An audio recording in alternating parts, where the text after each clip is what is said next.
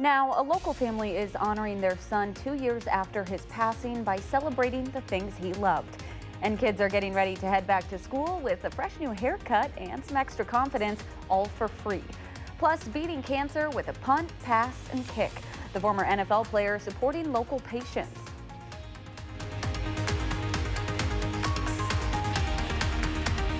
From the Channel3000.com Alert Center, this is News 3 Now at 5:30. Thanks for joining News 3 Now at 5:30. I'm Amanda Quintana. The second annual Paul-Palooza is fundraising for children with disabilities to have the equipment they need to have a fun life, all while celebrating Paul. Gabriella Becerra has more on how the legacy of this Wisconsin teen is carrying on after his death. Paul Notsky was born with spina bifida, so he used a wheelchair to get around, but his parents say that didn't stop him from making the most of life. He was part of many activities, and even though his condition meant spending time in the hospital, he always saw the bright side, and that's what Paul-Palooza is a celebration of.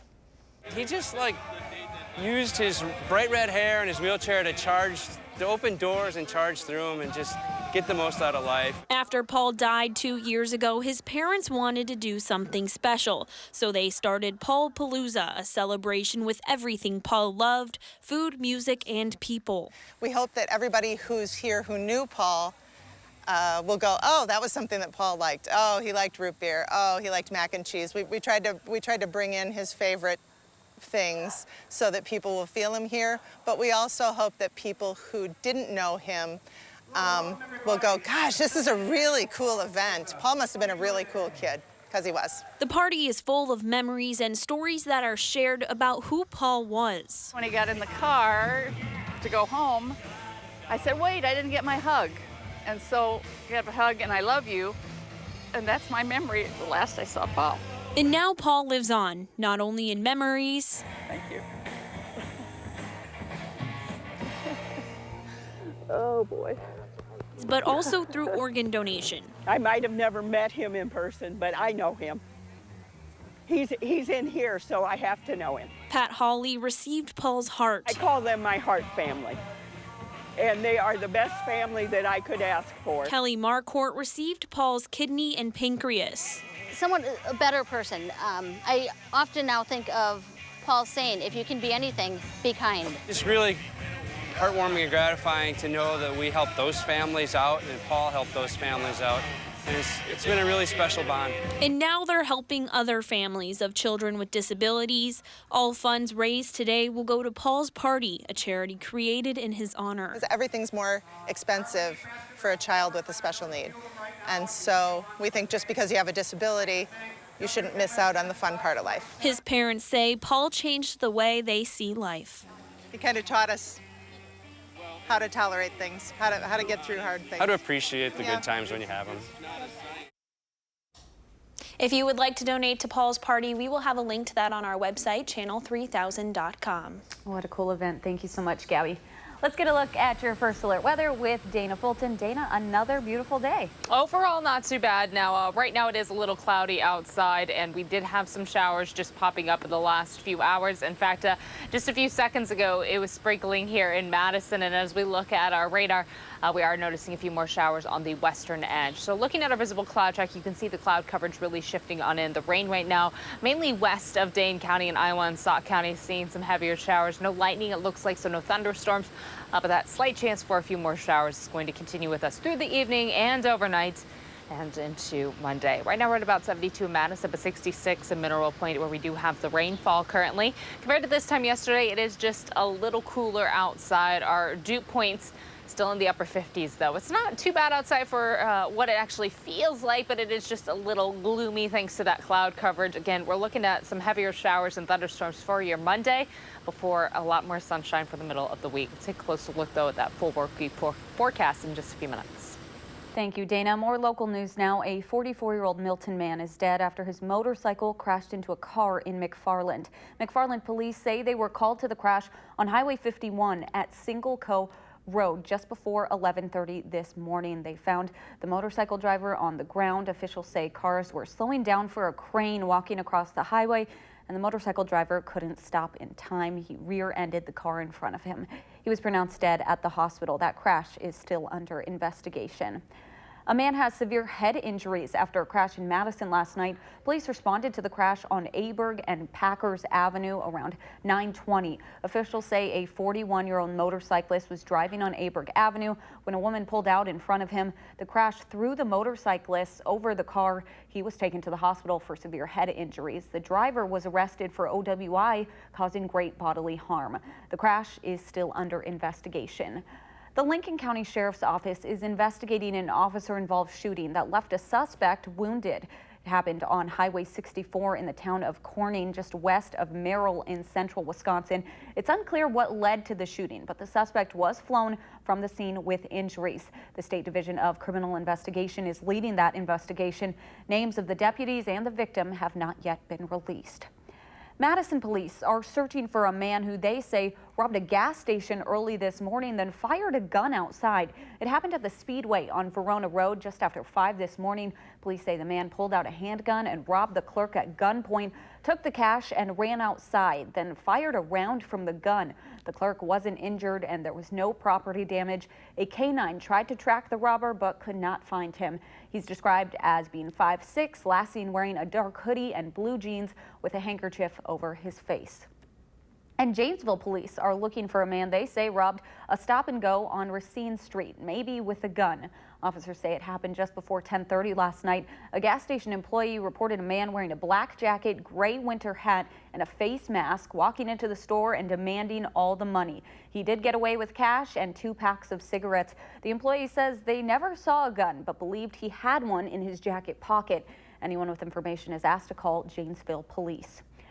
Governor Tony Evers signed an executive order yesterday directing the DNR to take steps to address PFAS contamination in Wisconsin water.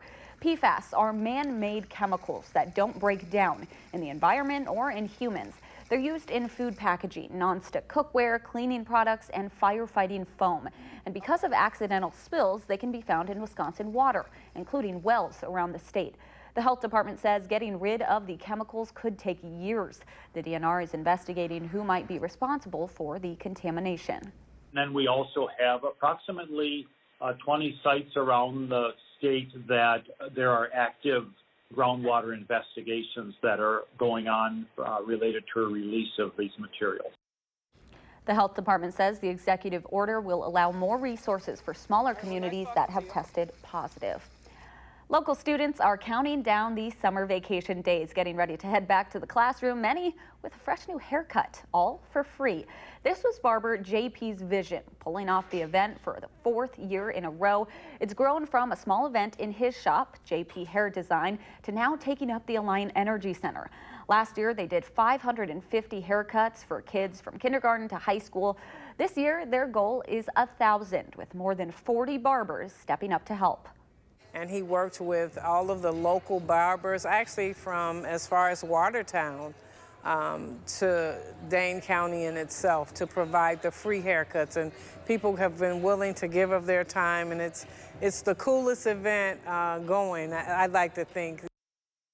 The Madison Metropolitan School District was also on hand, giving each kid a free book to read as they wait. There are also 2 scholarships being given out this year, named after Taylor Smitty Smith, Madison's first African-American barber. Still to come on News 3 Now at 5:30, there's a shortage of EpiPens. Consumer Reports tells us about new low-cost options that are available.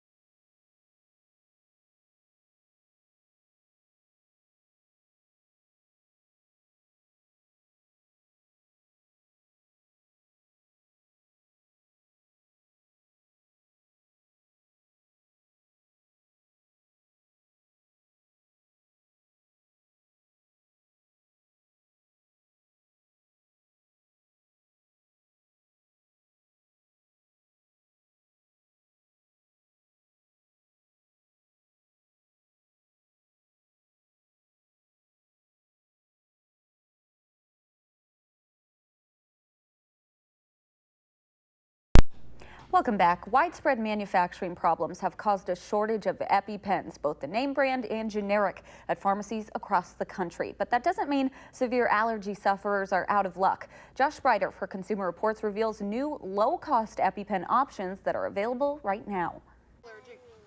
As Nicole Gonzalez knows, sending a child with serious allergies back to school is stressful. It's a little nerve-wracking, but we made it through kindergarten and you just can never let your guard down. Adding to that worry, a nationwide shortage of EpiPens. And the EpiPens, I fill as I can. It's a 50-50 shot when I go to the pharmacy, whether or not they have them. There's just such a shortage. This can be frustrating and frightening for those who need this life-saving drug in an emergency. There are actually a lot of new options when shopping for an epinephrine injector. And in fact, some of them may be more easily available or even less expensive than traditional EpiPens. One option is generic Adrenaclick, which is an auto-injector similar to EpiPen, though to use it you must remove 2 caps instead of 1. The full line of the talking epinephrine auto-injector LVQ, if having an allergic emergency, is now available at Walgreens at no cost to consumers who have commercial insurance. And if you don't live near a Walgreens, the manufacturer Kaleo will ship it to you for free. Another epinephrine option that just came to the market is called Simjepi. It's a pre-filled syringe, not an auto-injector like the others, so instead users manually inject themselves. Given that the inventory for EpiPen and other epinephrine injectors is so spotty, you can give yourself some flexibility by asking your doctor for a prescription that doesn't specify a brand name. And that way your pharmacist can give you whatever's on hand. And because store inventories vary, call ahead to make sure your pharmacy has the epinephrine injector you want. To avoid potentially deadly mistakes or injuries, Consumer Reports strongly recommends asking your doctor or pharmacist for a training with your new device. Any epinephrine injector could save your life in an emergency. You need it, and you need several of them. With this Consumer Reports, I'm Josh Sprider for News 3 Now. All of the products mentioned in this story have manufacturer coupons or other deals that can lower your costs. Consumer Reports says no matter the drug, it's always a good idea to ask for the pharmacist for the lowest possible price to make sure you are getting every available discount. How far can you punt a football? Kids were invited to see as they raised money for cancer research. Today was the punt pass kick competition at James Madison Memorial High School. Kids ages 6 to 13 had to punt, pass, and kick a football as far as possible to win prizes. But it wasn't all about the competition. Former Badger and NFL player Tariq Saleh was there to greet kids and sign autographs, all to raise money for the Star Children's Fund, which goes to pediatric cancer research and care. There's so many kids affected by it, and it's something we as a community want to get together and fight back and give those kids a chance. Prizes included Cousin Subs gift cards for each age group. Prizes were also given out to top fundraisers ahead of this event. Coming up on News 3 Now at 5:30, you're going to want to grab your umbrella tomorrow. Dana is back with when we can expect those scattered showers.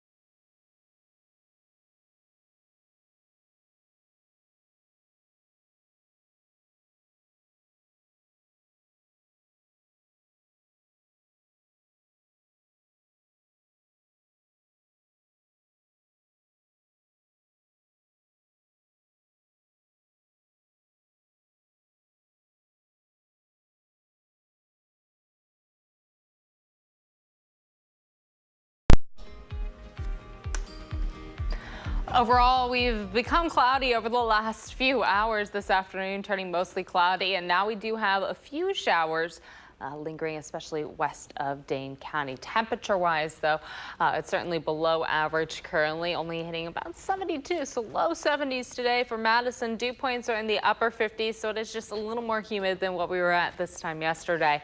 But our breeze at about 13 miles per hour, so it is just a little windy outside. Our breeze actually picking on up thanks to the approach of our next cold front. Still off in the Dakotas, bringing some very strong thunderstorms through the Dakotas and western Minnesota for this afternoon and this evening. As it pushes closer, we're going to have some scattered showers and thunderstorms pick up heading into your Monday morning, and then those showers and thunderstorms continue into Monday afternoon and evening. The good news, though, by Tuesday afternoon, conditions are definitely going to improve. We have high pressure coming in behind that cold front, and we have sunshine there for the middle and end of the week. So overnight, we're mostly cloudy with a slight chance for some showers and thunderstorms. The main line doesn't come through until later on in the evening, passes overhead. And for Tuesday morning, we may have a lingering shower or two, but overall a clearing sky for Tuesday, mostly sunny sky by the afternoon. And notice for Wednesday, we also see a nice clear sky as all that moisture continues on east. There is a marginal risk for severe weather tomorrow. Those storms could start to pop up later on in the day, bringing some heavier rain at times, as well as some stronger wind gusts. Thankfully, there's no threat for any sort of isolated flooding just because our ground is so dry right now. We've had a nice stretch of dry weather, so flooding, again, not a concern. Overnight temperatures will fall through the 60s. That slight chance for showers early in the morning. Much of the heavy rain early in the day seems to be isolated towards the southeast corner of the state. We're mostly cloudy throughout the day on Monday. Temps will be in the mid to upper 70s for afternoon highs, so we're warm in front of that cold front. Behind the front, though, we have a nice westerly breeze for Tuesday. We'll be in the low 60s early on Tuesday morning, and then in the afternoon, highs will be in the mid to upper 70s, again with a mostly sunny sky.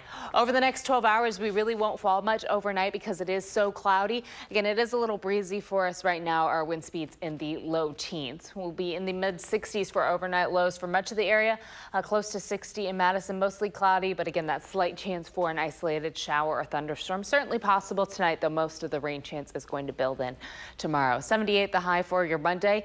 Scattered showers and thunderstorms likely throughout the afternoon and evening, but it really is just for Monday with the slight chance for a lingering shower early on Tuesday.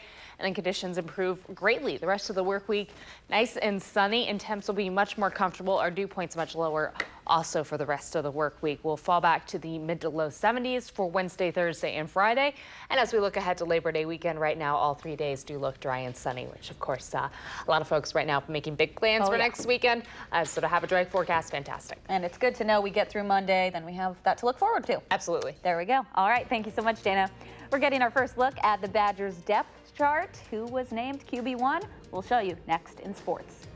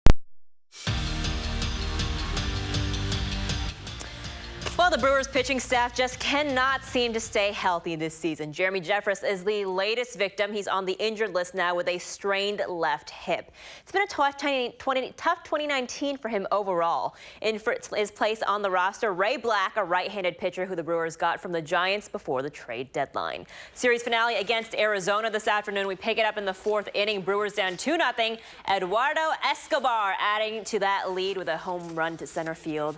3-0 Diamondbacks. Brewers get one back in the seventh. Manny Pena with a solo shot, but the Brewers can't get the sweep. They lose 5-2 the final. They'll host the Cardinals tomorrow with Gio Gonzalez starting on the mound.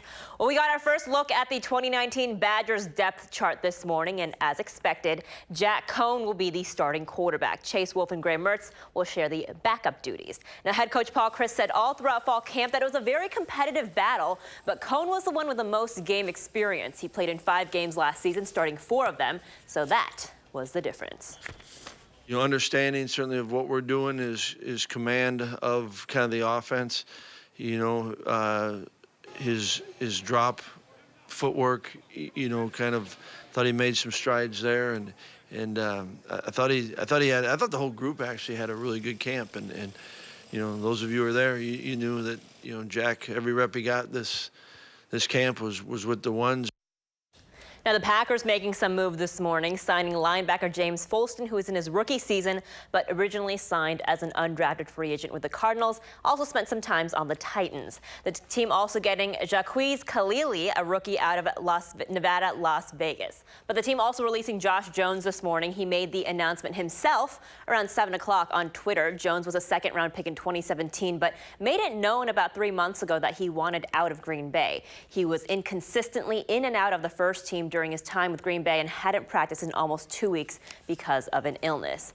Elsewhere in the NFL, the Colts have reached a financial settlement with Andrew Luck. The team will not take back any of the money they are owed, which would have been up to $24.8 million. That means the Colts are pretty much telling Luck to keep all of it. Luck announced his retirement from football after last night's preseason game against the Bears. The 29-year-old citing the mental and physical challenges he's faced after being injured so many times for retiring.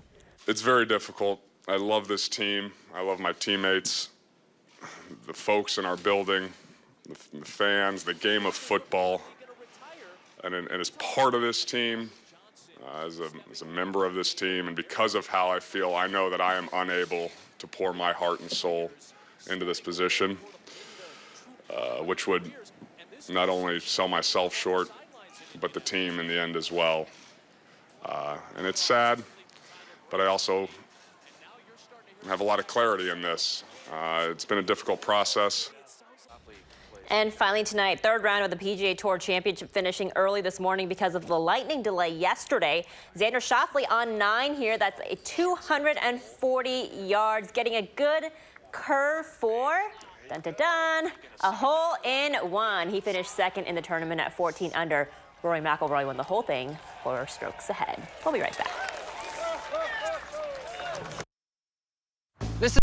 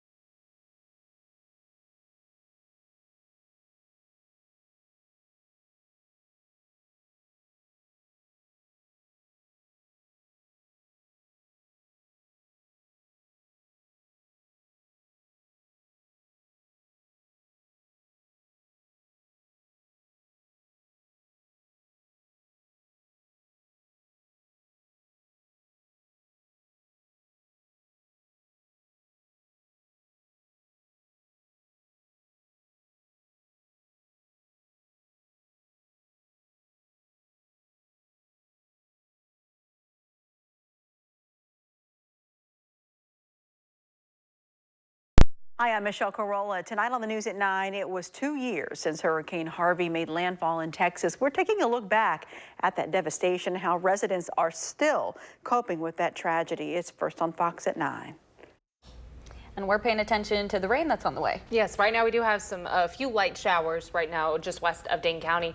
In Iowa and Sauk County, we see that rain. Now overnight, there's also going to be a slight chance for some showers and thunderstorms. Most of the rain, though, coming in for Monday afternoon and evening. Scattered showers and thunderstorms expected throughout the evening and maybe even into early Tuesday morning, and then skies clearing through the day on Tuesday.